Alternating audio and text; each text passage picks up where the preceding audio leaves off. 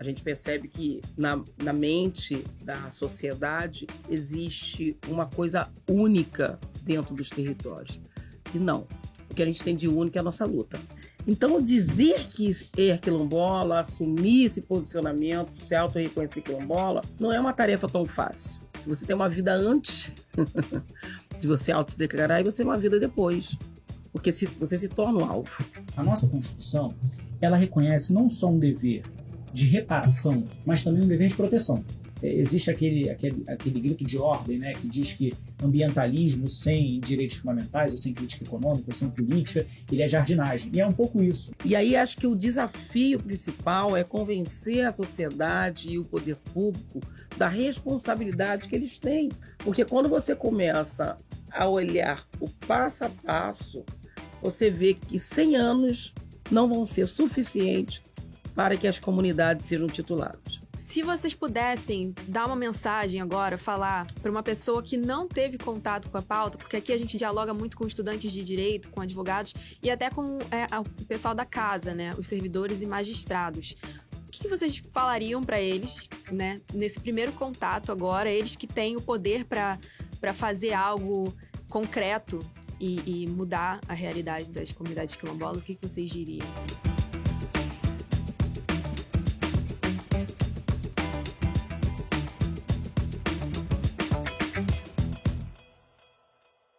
Hoje vamos falar sobre resistência.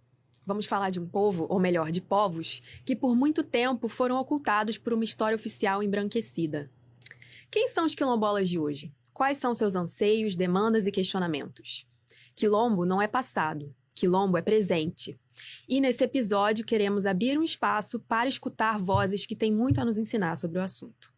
Eu sou Gabriele Dias, advogada, comunicadora, roteirista e apresentadora do Fórum Aberto. E eu sou Soiane, analista judiciário do Tribunal de Justiça, assistente social, trabalho 10 anos com a pauta do enfrentamento à violência doméstica, sou instrutora da ESAGE e integrante do GT Mulheres Negras, que integra a COEM. E estamos aqui com a Bia Nunes, que é uma liderança quilombola, né, presidenta da Associação das Comunidades Quilombolas do Rio de Janeiro, a Aquilerge. A Bia, ela tem um currículo incrível, que ela, né, é do Quilombo Maria Conga, né, de Magé, na Baixada Fluminense. A Bia é gestora pública, é assistente social, militante pós-graduada em História da África e em Serviço Social.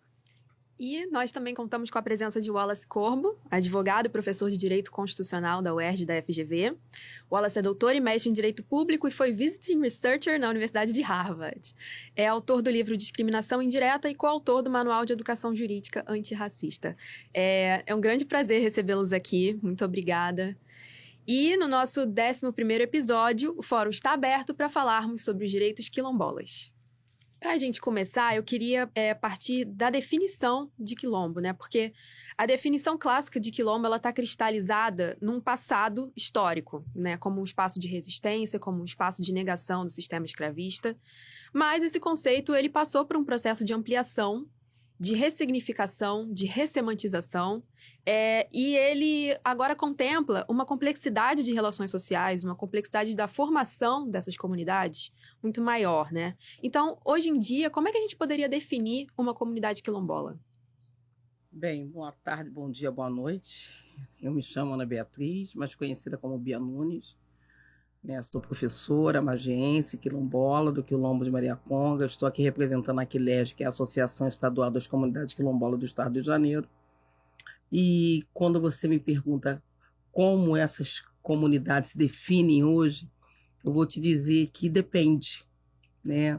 Depende muito do local que essa comunidade está, depende muito da estrutura histórica que ela traz, né? Depende do apagamento que ela sofreu. Então, vai depender muito de qual comunidade que nós estamos falando, né? A minha comunidade, por exemplo, que é Maria Conga. Eu nasci numa comunidade rural, numa comunidade onde a minha avó tinha as suas plantações, as suas galinhas, os seus marrecos, tinha os porcos, e hoje a cidade invadiu a minha comunidade, né? Então, a partir do momento que a cidade invade a nossa comunidade, ela passa a ser urbanizada.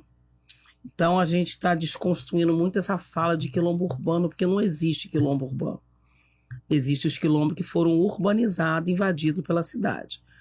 Então, nós temos aquelas comunidades que conseguiram preservar ali a sua mata, a sua floresta, a sua cultura. E nós temos as comunidades que estão tendo que resgatar toda essa cultura, a sua tradição. Então, vai depender muito da comunidade. Mas, na sua grande maioria, hoje, as nossas comunidades ainda são em locais rurais, que ainda permanecem rurais, né? E algumas com uma tradição muito forte, outras nem tanto. Algumas com uma potência econômica muito forte, outras nem tanto. Então, assim, depende muito do local, né, da onde vem essa comunidade. Aqui no Rio, na capital, nós temos 6 comunidades quilombolas. E nós temos 6 comunidades quilombolas que dessas 6, muitas ainda são rurais, né, porque elas estão dentro da floresta.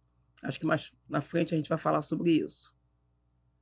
Então, a gente vai encontrar, em determinadas comunidades, a gente vai encontrar a dança, né, o jongo, a gente vai encontrar a gastronomia muito viva, muito ativa, a gente vai encontrar moradores dessa comunidade que eles conseguem o desenvolvimento econômico dentro da própria comunidade, assim como a gente vai encontrar a comunidade onde os moradores têm que sair, né? Sair para estudar, sair para trabalhar, e aquela comunidade ela acaba sendo uma comunidade pouco desenvolvida economicamente, culturalmente, mas isso também é uma minoria. Então, acho que vai depender muito do histórico de cada comunidade, porque cada uma traz a sua característica, né? A gente percebe que na mente da sociedade existe uma coisa única dentro dos territórios. E não.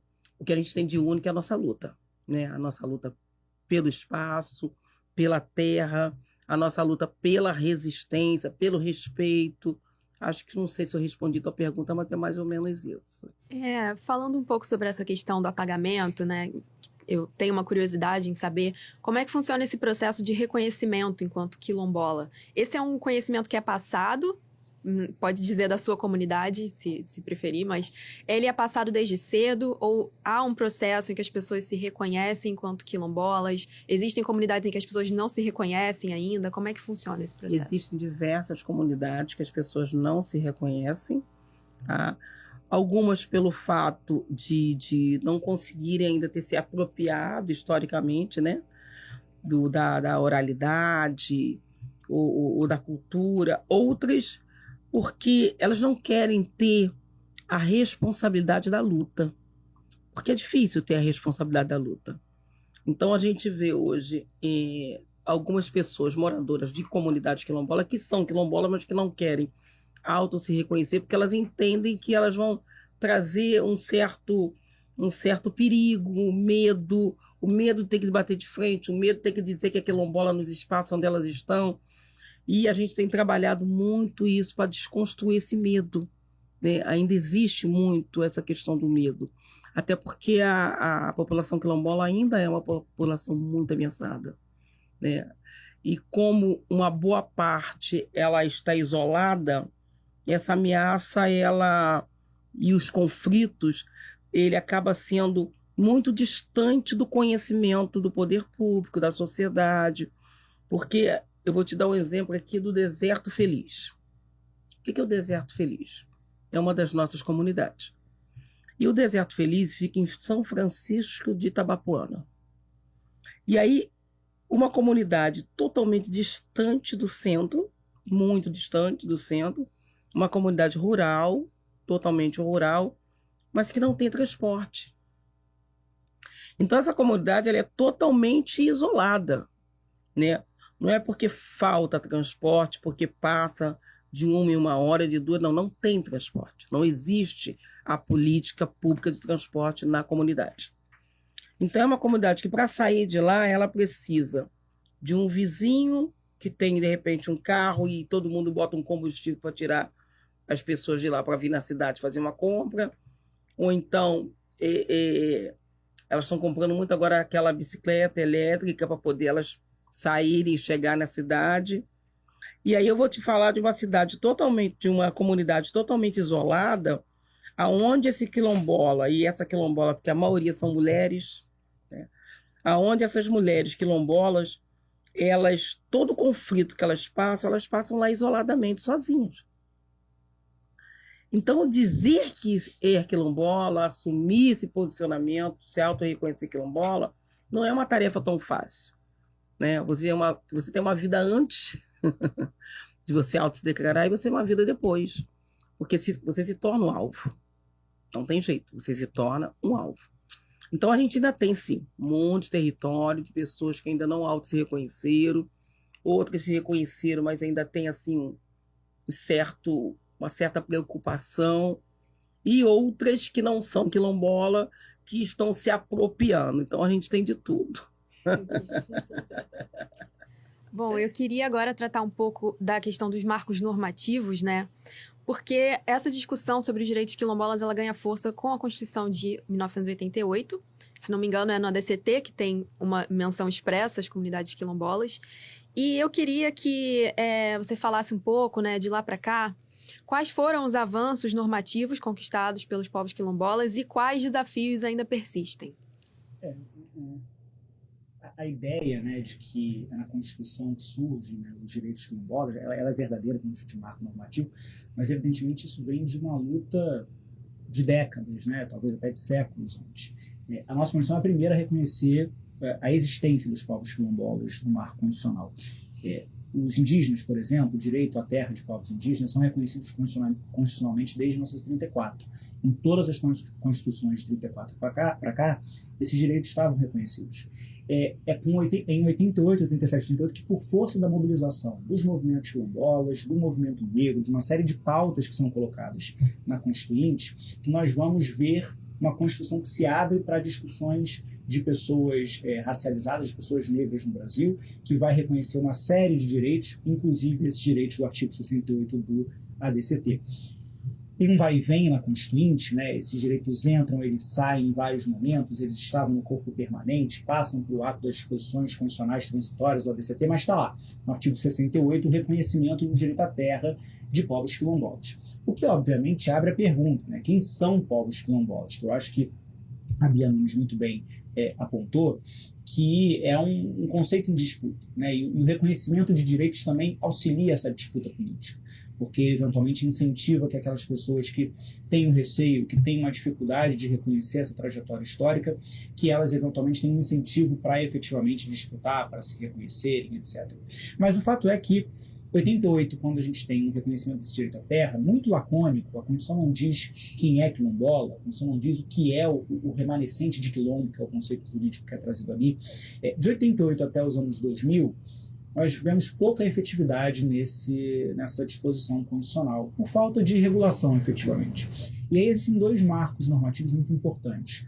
Tanto em 2001 quanto em 2003, vão vir decretos da Presidência da República que vão tentar procedimentalizar a demarcação das terras quilombolas. O decreto de 2001 é muito pouco efetivo, porque ele atribuiu a órgãos que eventualmente não tinham a capacidade de pessoal para fazer aquele tipo de demarcação. É o decreto 4887 de 2003 que vai trazer uma procedimentalização que vai permitir avançar a demarcação dessas terras. Então, pensando em o que aconteceu desde 88 como marco normativo importante, como política pública importante para as comunidades remanescentes de quilombos, para os povos quilombolas. Talvez o mais importante, uma das coisas mais centrais, tenha sido a criação de mecanismos para demarcar as terras, porque, apesar de previsto em 88, as resistências políticas foram tais que só em 2003 que a gente tem efetivamente um decreto que funciona, que tem a capacidade de efetivamente funcionar. E aí, evidentemente, esse decreto ele vai ser disputado judicialmente, vão alegar a nulidade dele, diversos tribunais vão alegar que esse decreto é inconstitucional, que o presidente da República fez mais do que deveria, etc. Mas, com um vai e vem jurídico, ainda assim esse decreto ganha uma ampliação, ele permite uma ampliação da demarcação de terras, o que vai, de certa forma, colocar a questão da terra ao lado, né, de outras questões, como a Bia muito bem apontou, de outros direitos sociais, né, que marcadamente essas comunidades vão ter violados. Direito à saúde, direito à educação, direito ao transporte. Então, existe toda uma disputa política que vem desde sempre, né, mas que também se reforça nesses últimos anos, que vai dizer respeito ao desenho de políticas públicas para esse tipo de direitos. Né? Uma política de saúde para povos quilombolas, o que considere os povos quilombolas, uma política de educação que considere os povos quilombolas. Essa é uma construção, e a Bia pode me corrigir se eu estiver equivocado, mas essa é uma construção que ainda está longe de estar plenamente implementada. Apesar de nós termos alguns marcos importantes. Né? Então, durante a pandemia, por exemplo, na ausência de uma política pública do Poder Executivo, que era muito avesso aos povos quilombolas, inclusive o chefe do Executivo proferindo ofensas racistas, né, especificamente contra quilombolas, a gente vai encontrar ainda assim, por exemplo, no Supremo, a DPF 787, que vai impor a criação de políticas públicas para combate à pandemia, que os povos quilombolas fossem incluídos ali naquelas políticas de vacinação, de tratamento, etc. Então, o que a gente vê é ainda um quadro normativo de proteção que ainda é incipiente. Houve avanços em 37 anos? Houve avanços em 37 anos, mas o direito ainda não se abriu plenamente, né, para a consideração das comunidades quilombolas como centrais na construção de diversos marcos. De certa forma, a gente vê isso de maneira mais clara hoje em dia, mas ainda, até por conta do que a Bia comentou, ainda existe uma certa incerteza sobre se eu sou ou não sou, para algumas comunidades, evidentemente, né? Ainda existe alguma incerteza sobre qual é a definição, ainda existe muita disputa política sobre quem deveria estar dentro, quem deveria estar fora. Isso, de certa forma, também acaba fazendo com que nós estejamos diante de políticas eventualmente menos efetivas. Então, houve avanços normativos importantes, mas a gente ainda está bem longe do que seria o ideal. Simples fato de existir uma, e não é só uma, né? Diversas comunidades quilombolas que não têm qualquer possibilidade de transporte, de acesso àquilo que possa ser necessário para a subsistência, por mais que exista uma lógica de subsistência a partir da terra, mas para esse contato, isso já prova que a gente está ainda muito distante daquela promessa constitucional de 1988. Bia, né, gostaria de perguntar a vocês uma questão, né? A luta pelo direito à terra é uma pauta central, né, para as comunidades quilombolas. E aí, embora, né, a gente saiba que os quilombos são espaços de resistência, vocês convivem, né, com constantes ameaças. As ameaças da grilagem, da especulação imobiliária, do acesso à terra, à mineração. E aí eu gostaria que vocês falassem um pouco como que têm sido esses desafios, né, dessas ameaças sofridas pelas comunidades quilombolas na atualidade. Então, pleno século XXI, ano 2025, e os desafios são diversos, né? A gente entendia que por conta do avanço, a gente não deveria mais ter o tamanho dos desafios que a gente ainda encontra. E aí vou dar só um exemplo. Nós estamos na capital do Rio de Janeiro e nós temos comunidade quilombola no Rio sem energia elétrica. Nós temos uma comunidade chamada Pedra Bonita, né, que hoje é reconhecida pela Fundação Cultural Palmares. Tem lá ainda, na Resistência, a família de Seu Emílio. Então, hoje ainda mora uma família quilombola e todas as outras famílias tiveram que descer ali, aquele alto, né, do pico ali, porque eles não podem e não puderam dar continuidade para as obras das suas casas, o banheiro que tinha que consertar, porque a gente costuma falar que é muito interessante também, né, a área de proteção, a área de reserva de proteção.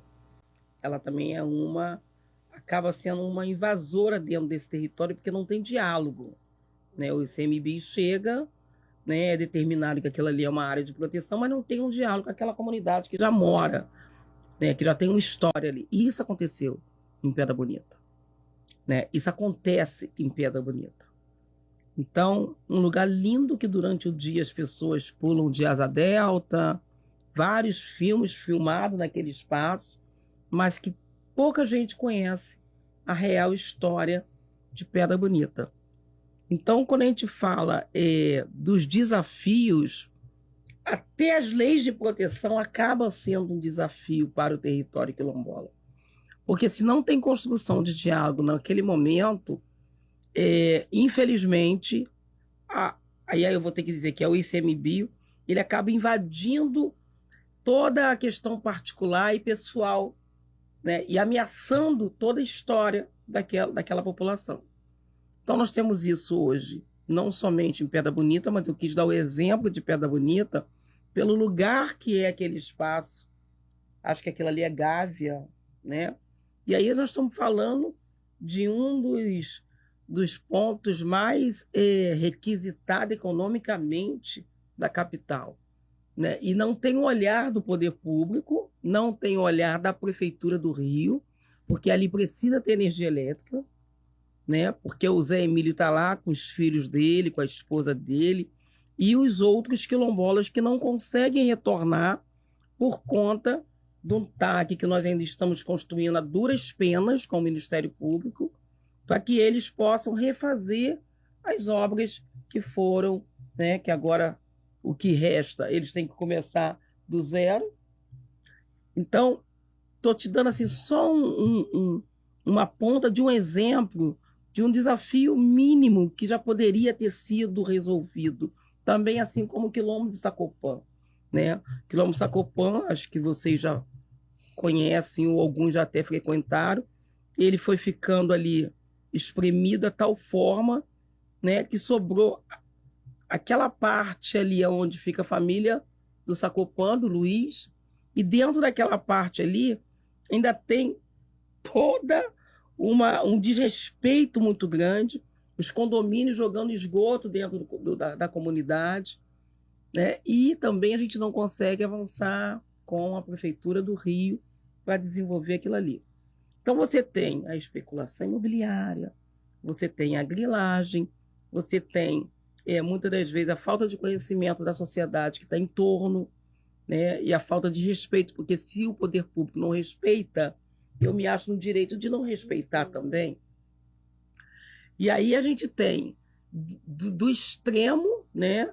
E aí vou no extremo, que é o quilombo de São Benedito, que fica em São Fidélis, que é uma fazenda onde várias vezes tentaram matar a nossa liderança de lá, que é o Frank.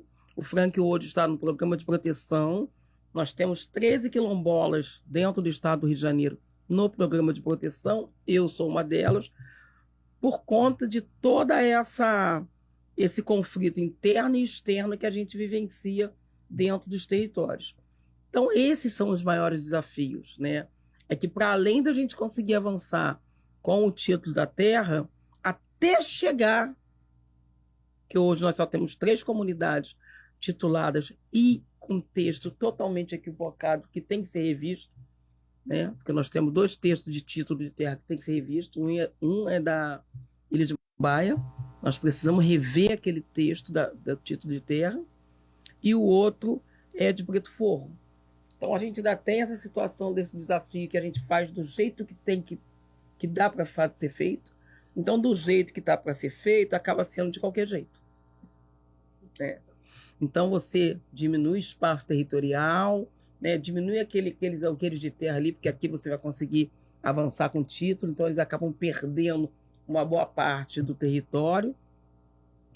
E aí acho que o desafio principal é convencer a sociedade e o poder público da responsabilidade que eles têm com essas comunidades, porque está posto na lei, está posto no decreto, mas a prática é totalmente oposta daquilo que está escrito ali. A gente não consegue avançar. Nós fizemos no ano passado a mesa quilombola, porque a mesa quilombola ela ficou paralisada de 2018, né, até o ano de 2022, iniciamos 2023, retomamos em 2023. E aí a nossa mesa quilombola aqui no estado do Rio de Janeiro, nós fizemos ali na UERJ. O que é a mesa quilombola? A mesa quilombola é uma reunião que a gente faz com o INCRA e todos os territórios do estado. E aí a gente vai analisar processo por processo, qual que está andando, qual que está parado, qual que avançou. E aí a maioria está parado, né? a maioria fica parado, porque o INCRA nunca tem orçamento para que os técnicos possam ir até o território, então fica tudo parado. E aí, quando nós fizemos ali a mesa quilombola, eu tinha pedido para um dos técnicos do INCRA para ele passar o cronograma passo a passo, né, do início do processo de titulação até o final. Então, o início começa lá no reconhecimento da Fundação Cultural Palmares, que está lá no Ministério da Cultura, né? O final é o INCRA que está no Ministério das Questões Agrárias. Então, a gente está falando de 2 ministérios distintos. E aí, nenhum dos 2 ministérios coloca um orçamento dentro desses equipamentos para que esse processo possa avançar. Então, na mesa quilombola, a gente fez essa discussão e eu pedi para que ele colocasse o passo a passo, porque quando você começa a olhar o passo a passo, você vê que 100 anos não vão ser suficientes para que as comunidades sejam tituladas.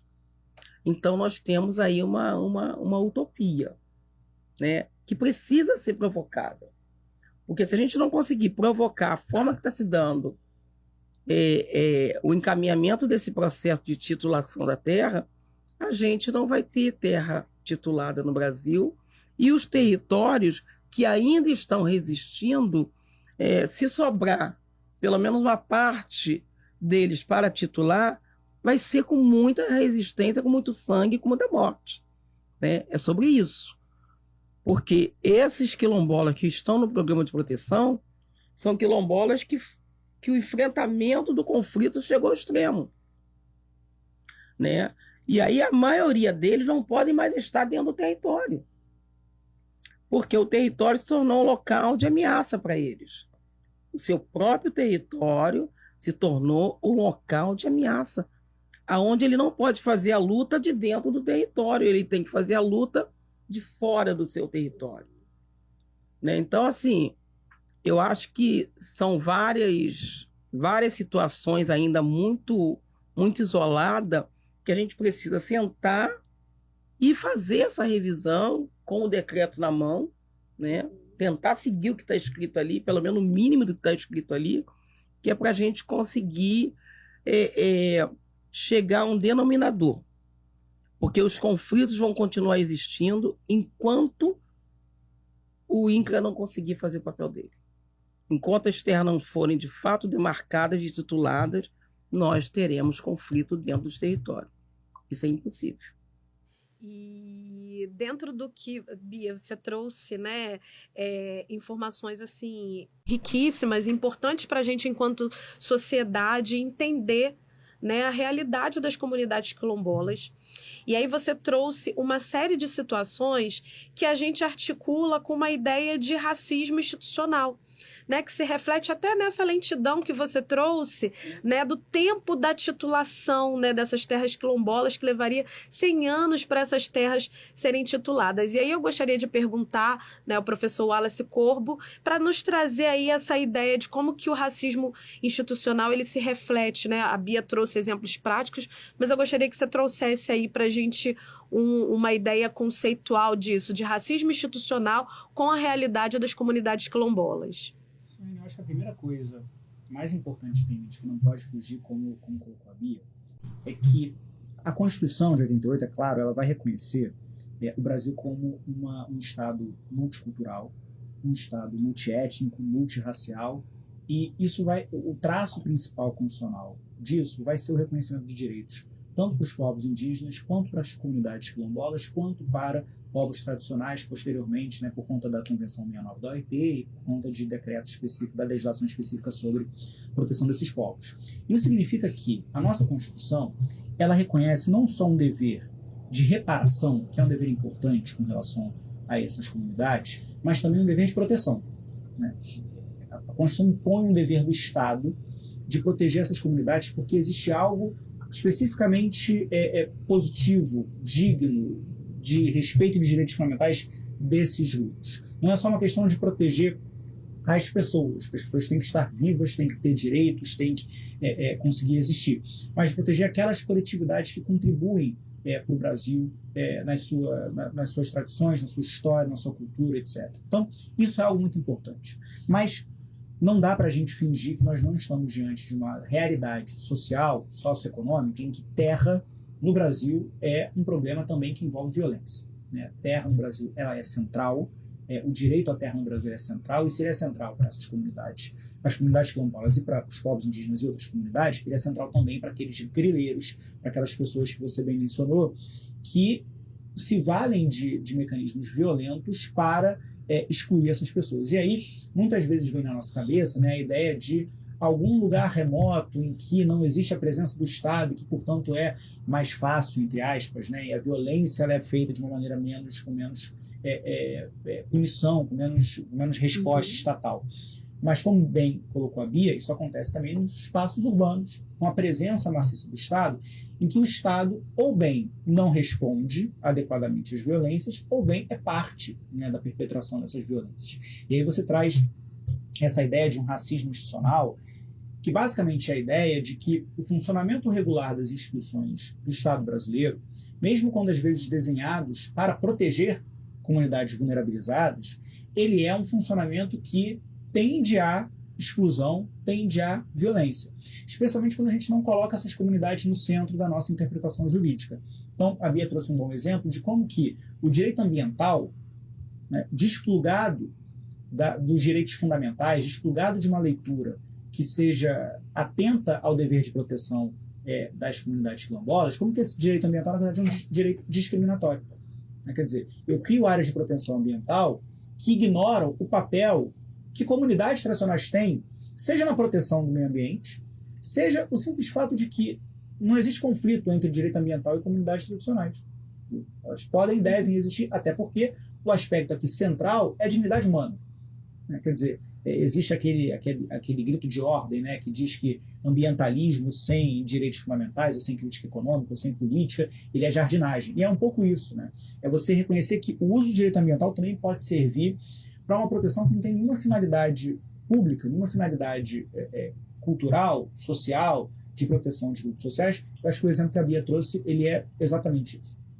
Então, em primeiro lugar, pensar que o funcionamento do Estado, pelas suas regras do dia a dia, faz com que esses grupos acabem sendo perpetuados na posição de vulnerabilidade. E, para além disso, a gente entender que a previsão textual de direitos, e eu dei o exemplo, né, de como que existe esse avanço normativo na proteção do direito à terra, o fato de as normas hoje preverem um procedimento que, se você ler o texto do Decreto 4887 de 2003, ele não é um procedimento nem muito demorado, um procedimento que tem começo, meio e fim muito bem definidos, com possibilidade de manifestação, com consulta popular, etc. Aquele procedimento em si, ele não resiste necessariamente à vontade política ou à falta de vontade política, que às vezes é justificada no discurso orçamentário, mas que não deixa de ser um discurso político. Quer dizer, existem muitas perguntas aqui então, né? Porque, veja, se o INCRA não consegue fazer, ou se a Fundação Palmares não consegue fazer o reconhecimento inicial, por falta de orçamento, a pergunta é, falta então dinheiro ao Estado brasileiro? E nós vemos toda uma discussão sobre responsabilidade fiscal, etc, etc. Mas no fim do dia a gente está diante de uma discussão que é de prioridade alocativa.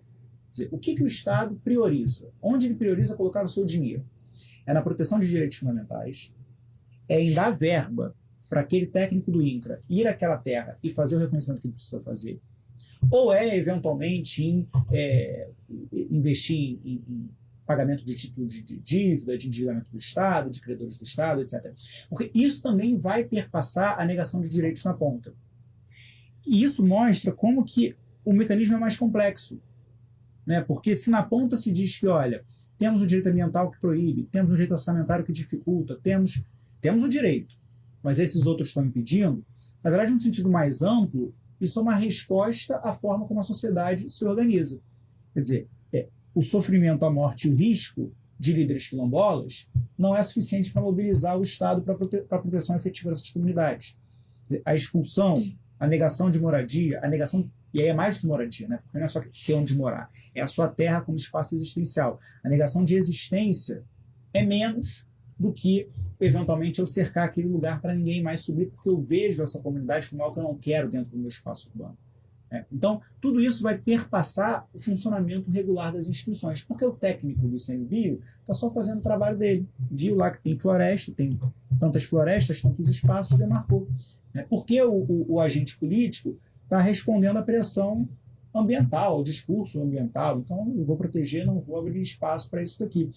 Ignorando os deveres da Convenção 69 da OIT, ignorando os deveres constitucionais de efetiva proteção a essas formas de existência. Então, é assim que as instituições vão, de certa forma, se relacionar com o racismo, né, no sentido mais amplo. Se a gente pensar comunidades quilombolas, são comunidades, eminentemente comunidades racializadas. Então, a gente está falando de um direito, não só que não funciona para algumas comunidades, mas também funciona muito bem para essas comunidades, no sentido não de garantir direitos, mas no sentido de perpetuar uma exclusão que a Constituição não quer. Mas já que a Constituição não quer, a gente pode fazer por outras vias, que vão criando as condições, ou vão tirando as condições para a existência dessas comunidades. Então, essa é a tragédia, né, de você ter reconhecido no ordenamento jurídico todo um grupo de direitos, mas no campo político, econômico e social, esse reconhecimento ele ser atrasado, ele ser eliminado, né, por formas físicas de eliminação dessas comunidades, ele não ser efetivado como se pretendia ou como se imaginava que pudesse ser ali no final do nosso processo constituinte, ou mesmo ali no começo dos anos 2000, quando existe esse reconhecimento normativo desses direitos. Ótimo, perfeito. E, né, para a gente encerrar esse tema, né, esse bloco de perguntas, eu gostaria de saber da Bia, né, e do professor Wallace também, o que vocês entendem como estratégia para superar, né, ou para superar todo esse quadro que vocês trouxeram aqui para a gente, né, dos desafios da comunidade quilombola, do racismo institucional. Quais são as estratégias, né, as estratégias de proteção dessas comunidades? Então, acho que uma das principais estratégias é o diálogo, né? Eu acho que isso que nós estamos fazendo aqui hoje é essencial para que a gente possa trazer informação, como tem se dado esse processo na prática e o local que nós estamos. Acho que é muito importante dizer aonde nós estamos, né? Quando a gente consegue fazer uma discussão dessa, quilombola, dentro do Tribunal de Justiça, né? Eu acho que é um dos espaços principais de segurança, de proteção, porque a gente começa a dialogar com a casa onde tem toda a possibilidade de nos fortalecer também nesse diálogo. Uma coisa é eu encontro liderança quilombola e dialogar sozinho, outra coisa é eu ter, né, um GT, que vai ser falado sobre o GT, um grupo de trabalho criado dentro do tribunal para discutir a pauta quilombola. Isso fortalece a gente. Então, eu acho que é o diálogo, né? Os locais que a gente tem que dialogar. Eu acho que é a fusão dessa política, né? Não dá para a gente ficar espalhado em ministérios.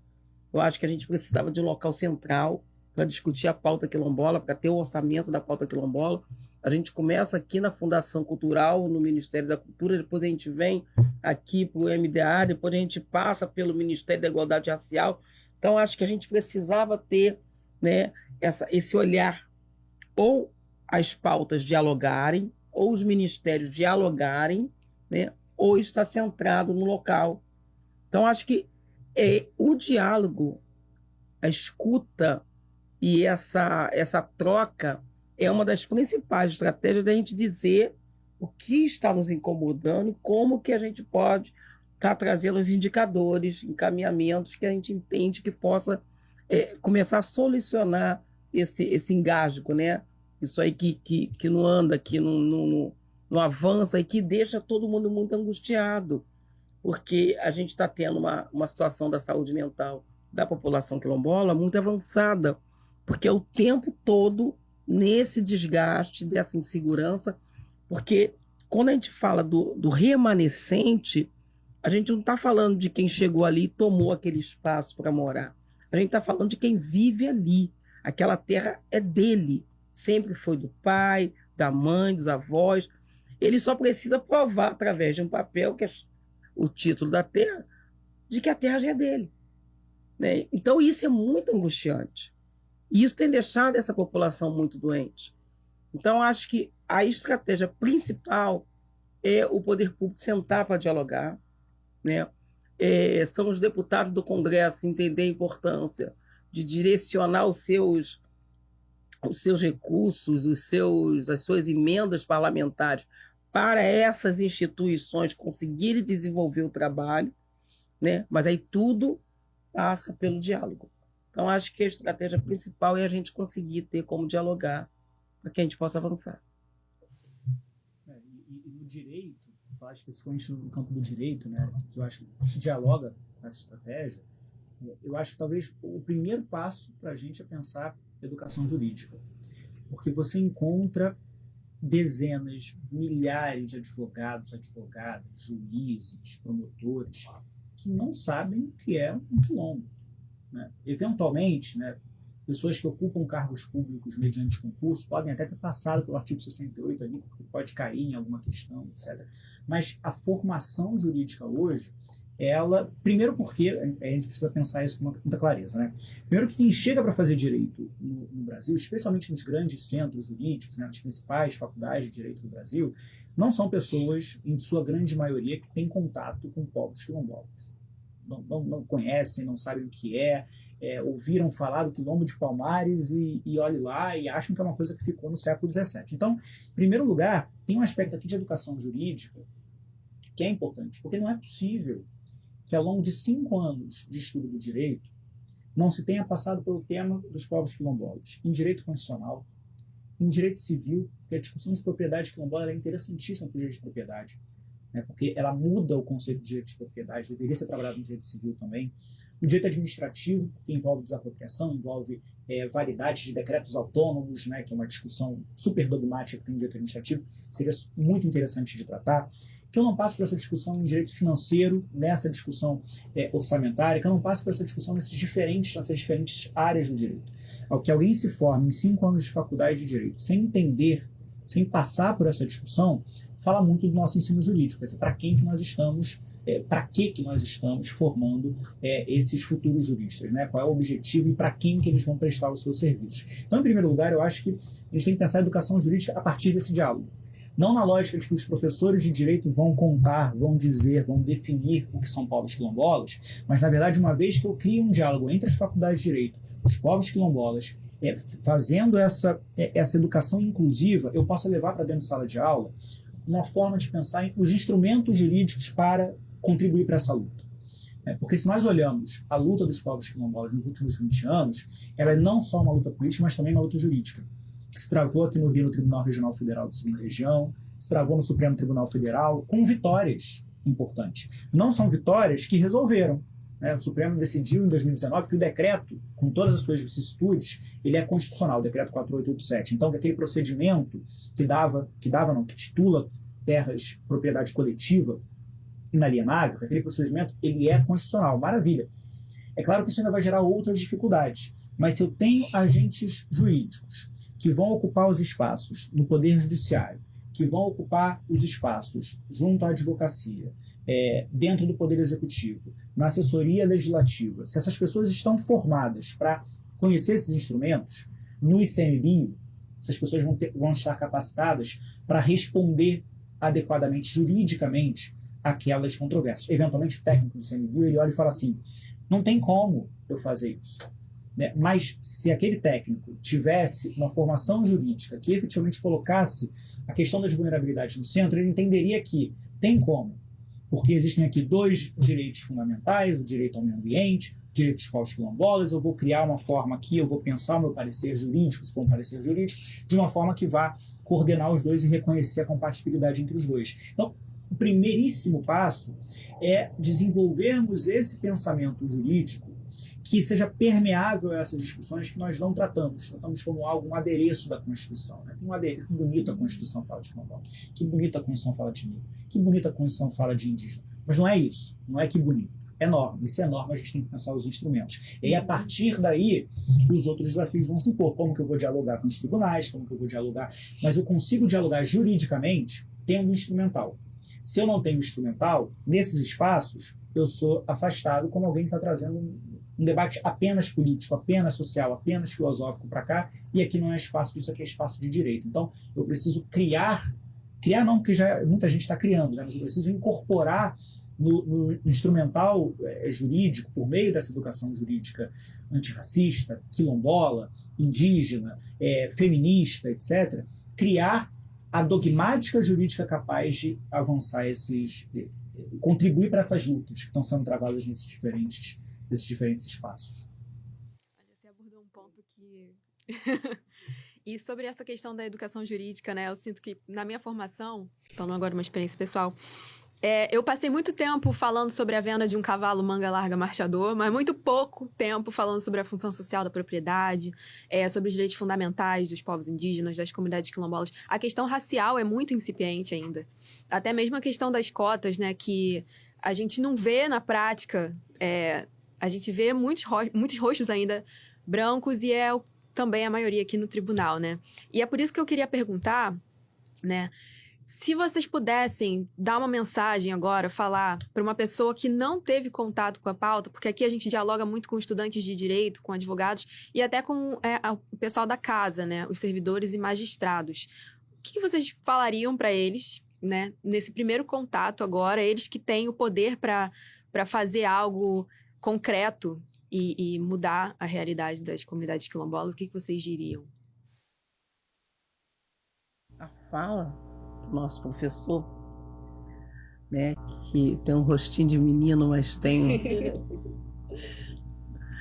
Eu acho que é o que muito bem ele aqui colocou, se tratando desse olhar, desse público, né, que discute a questão jurídica, e aí na nossa conversa a gente falou que a questão quilombola ela quase toda ela é jurídica, né?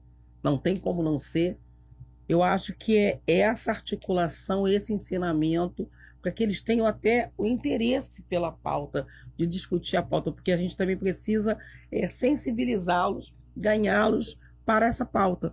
Porque se a gente consegue ter realmente, dentro da parte jurídica, que é onde todo o campo de discussão quilombola se encontra, se a gente consegue ter profissionais do direito envolvido com a pauta, envolvido mesmo na questão jurídica, a gente evitaria várias das situações que aqui eu trouxe e passei para vocês.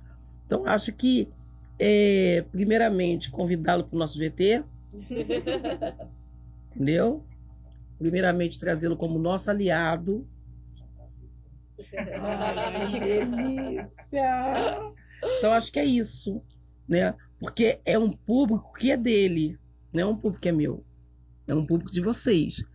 Então, a partir do momento que vocês vão estar dialogando com a gente, vocês também vão ter instrumentos, tanto social quanto da área do direito, para trazê-los para esse interesse dessa discussão, que eu acho que vai ser até prazeroso, vai ser um desafio para eles, né? Discutir essa questão da terra, né? Do direito à terra e como que é esse direito à terra da população quilombola.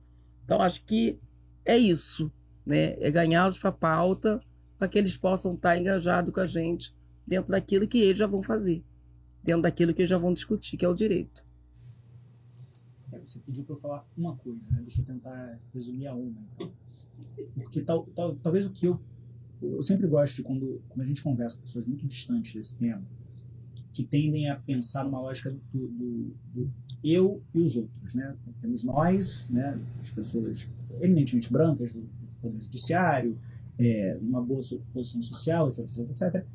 E tem os outros, né? Essas comunidades que eu não entendo muito bem. Então, talvez a pergunta que eu faria seria, em primeiro lugar, que a pessoa imaginasse, né, que ela chegaria hoje na casa dela e a água dela estaria contaminada com um veneno.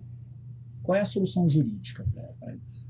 Porque existem soluções jurídicas. Você vai na polícia, você pede uma investigação, você descobre quem foi, você pune criminalmente, pune civilmente. Imagina você chega na sua casa e alguém, a sua casa mesmo, né, uma casa, e alguém quebrou o muro, né, e avançou o muro, né, o vizinho avançou o seu muro. O que você faz? É uma reintegração de posse? O que quer que seja. Imagina que você deflagrou um processo administrativo Ele demorou mais de 30 dias para ser decidido. O que você faz? Você pede um mandado de segurança, você pede a aplicação, se for um processo administrativo federal, do artigo que dispõe sobre o prazo de 30 dias. Por que eu estou dizendo isso? Porque quando a gente traz para nós, as soluções jurídicas estão muito claras.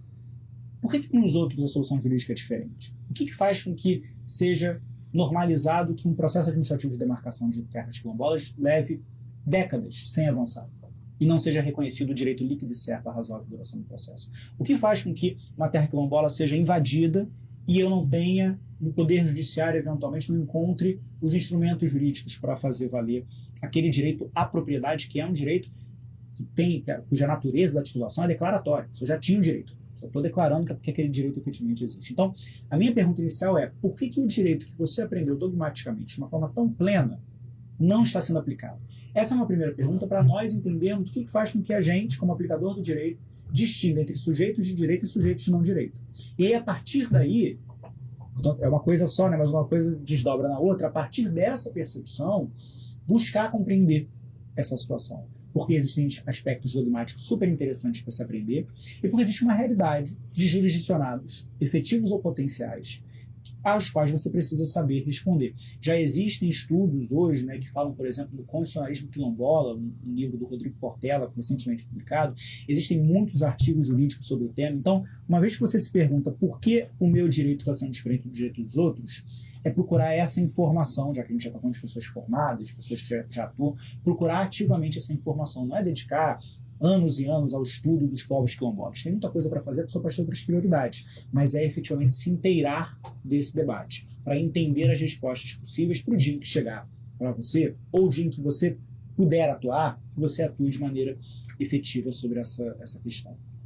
Eu queria aproveitar esse espaço agora para você falar um pouco sobre a atuação do GT Mulheres Negras, sobre como o TJRJ vem tentando se engajar nessas pautas e mudar um pouco as circunstâncias da forma que elas estão hoje. E também falasse um pouco sobre essa proposta do GT, sobre a comunidade quilombolas, porque eu acho que é muito importante a gente falar disso agora, esse espaço de discussão. E você, mais do que ninguém, pode falar sobre isso. Ótimo. Então, o Tribunal de Justiça, por meio da COEM, né, que é a coordenadoria da qual faço parte, que é a Coordenadoria Estadual da Mulher em Situação de Violência Doméstica e Familiar, ela desenvolve alguns projetos e alguns colegiados.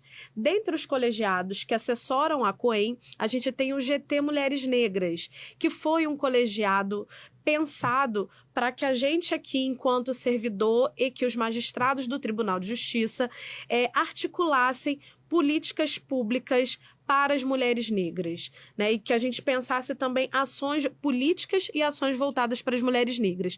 O que a gente tem feito nesse GT, nesse momento, né? A gente tem fomentado o debate da questão de raça e gênero aqui no Tribunal de Justiça. Então, nossas integrantes do GT Mulheres Negras, que são magistradas e servidoras, a gente participa de palestras, cursos de capacitação para servidores, rodas de conversa, cine-debate, publicações, né, nos veículos de informação do Tribunal de Justiça para chamar a atenção dos servidores e da população em geral das questões, né, das desigualdades que afetam as mulheres negras. E aí a COEM, né, a partir de uma aproximação com o debate da questão quilombola, das comunidades quilombolas, decidiu recentemente criar um grupo de trabalho para que o tribunal possa se debruçar sobre os desafios, né, das comunidades quilombolas e construir, junto com essas comunidades, ações e políticas para o enfrentamento das questões que nós tratamos aqui, né? E aí, uma das questões aí, articulando a minha atividade enquanto integrante do GT Mulheres Negras e o próprio GT das comunidades quilombolas, é pensar assim, né? Trago até um conceito que foi formulado, uma categoria que foi pensada, construída e articulada pelas mulheres negras, que é o conceito de interseccionalidade, né? Que é uma categoria que vai nos dizer e nos dar instrumentos teóricos metodológicos para pensar como que o racismo, o sexismo, o classismo, a questão do território, né, dentre outros marcadores de diferença, se articulam e promovem ali uma experiência de opressão particular para mulheres negras em alguns contextos. E aí, Bia, eu gostaria de saber de você, né, quais são, a gente pensando ali na situação da mulher negra quilombola, pensando essa ideia de interseccionalidade, de racismo, território, quais são os principais desafios enfrentados pela mulher negra quilombola? Falando em mulher negra quilombola, no dia 3 de junho é o Dia Estadual da Mulher Negra Quilombola. E a gente acho que vai estar aqui na UERJ, depois eu vou mandar aqui um convite para vocês, porque essa discussão é uma discussão que ela tem crescido muito no nosso meio a partir do momento que a CONAC é a Coordenação Nacional, né, dos Territórios Quilombolas no Brasil, e a CONAC criou um coletivo de mulheres justamente para discutir, né, a situação dessas mulheres quilombolas no seu território, até porque nós somos a maioria das lideranças no Brasil, né? Então você tem a mulher quilombola que cuida do território, que defende e protege o território, né, que muitas delas trabalham também no campo e trabalham na cidade, né, porque mesmo a comunidade não sendo totalmente ainda tendo espaço rural, essas mulheres têm o seu plantio, elas plantam, elas criam os seus animais, elas criam as suas galinhas e elas ainda saem para fazer faculdade, elas saem para... E aí quando eu falo elas saem, dependendo da comunidade. Então, a discussão hoje relacionada à questão da mulher quilombola, ela tem crescido muito por conta de diversas responsabilidades que essa mulher traz. Lá no início, eu acho que foi na nossa conversa, eu falei do fato de alguns quilombolas não quererem, né, se assumirem quilombolas. E na grande maioria são mulheres. Por quê? Porque elas já têm tanta responsabilidade enquanto mulher, mãe, né? São tantos desafios que a gente percebe, aí eu vou dizer da minha comunidade, entre outras comunidades que a gente tem dialogado, algumas mulheres que elas não querem ter mais esse tamanho de responsabilidade, porque você ter que administrar esses conflitos internos por conta do território, né, como eu já disse anteriormente, tem adoecido muito essas mulheres, porque elas ficam na linha de frente dessa luta. Então, hoje, a gente tem muito forte essa pauta de diálogo e discussão das mulheres dentro dos seus territórios, né, cada uma com a sua religião, cada uma com a sua fé, porque os nossos campos de comunidade também são muito diversos na religiosidade, né? Nós temos mulheres pastoras, assim como nós temos mulheres mãe de santo, assim como...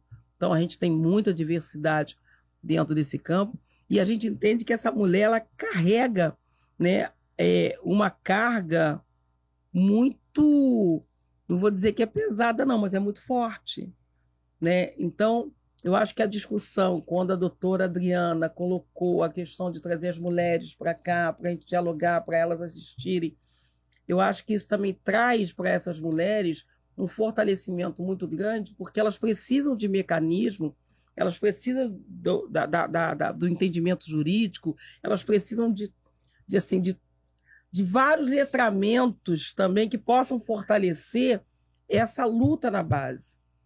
Então, primeiro, não é fácil ser mulher quilombola, porque você quer simplesmente cuidar da família, cuidar do seu emprego, mas você ainda tem que cuidar também do seu território, né? Você tem que também bater de frente por conta do grileiro que está entrando no seu território, né? O fazendeiro que mandou o jagunço perseguir a tua filha, perseguir você por conta do seu território.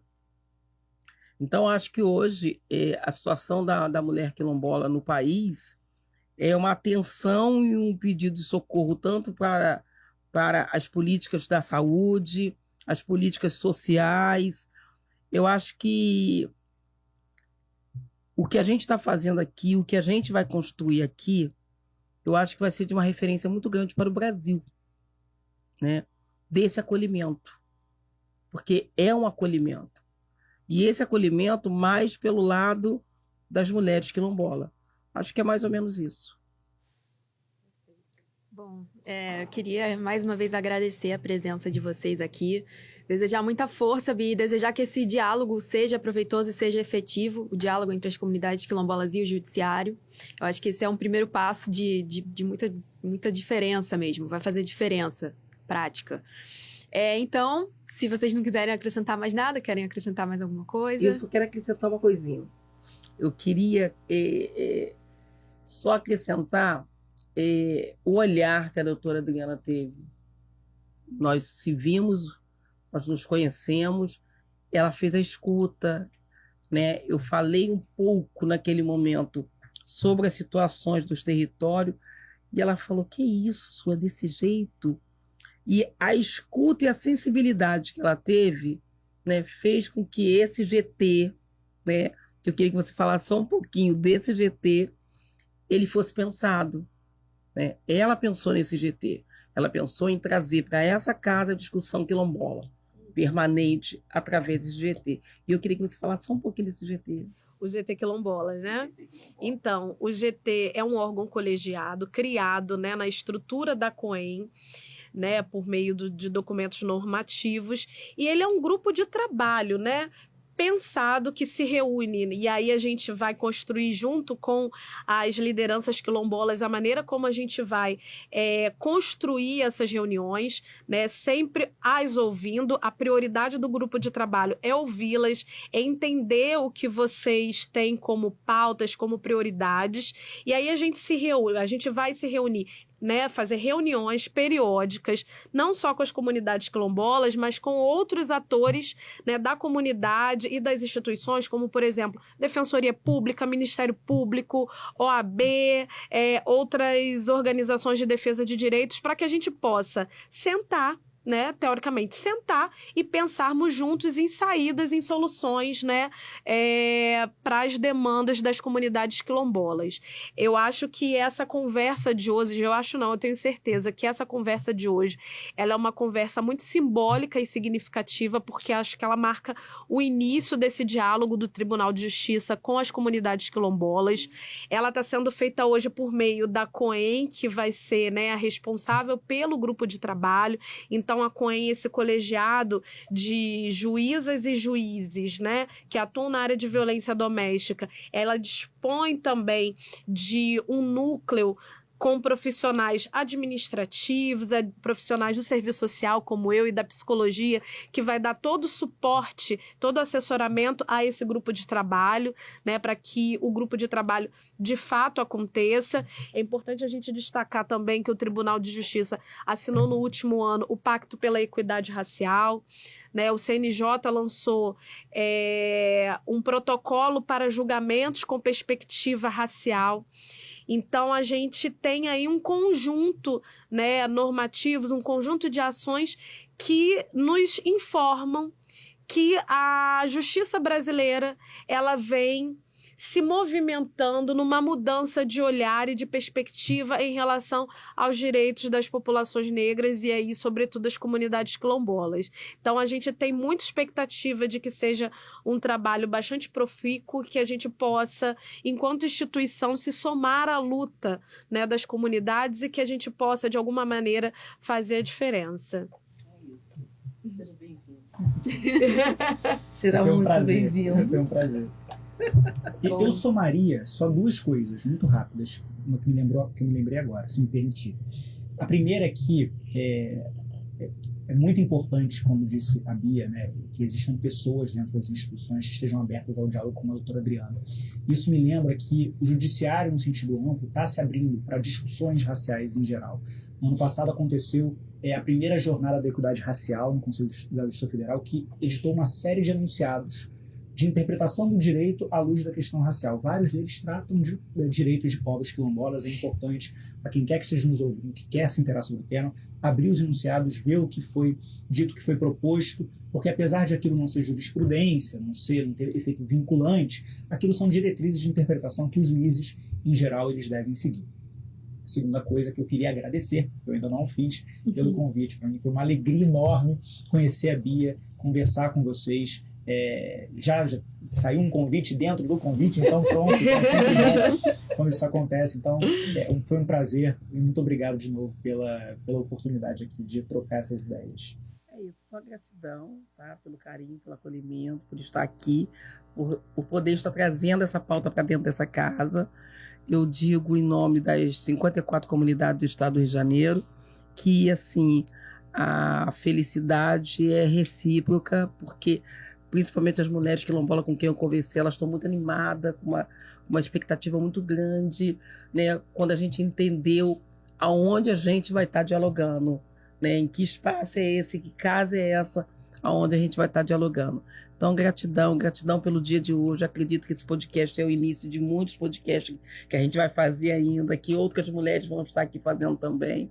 E acho que é caminhando junto que a gente vai conseguir avançar. É isso. Obrigada, Soiane, pela parceria. Obrigada, Wallace. Obrigada, Bia.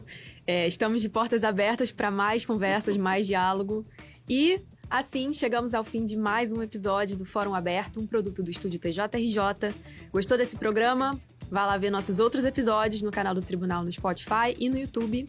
E você também pode nos encontrar no site do TJRJ, www.tjrj.jus.br. Até a próxima!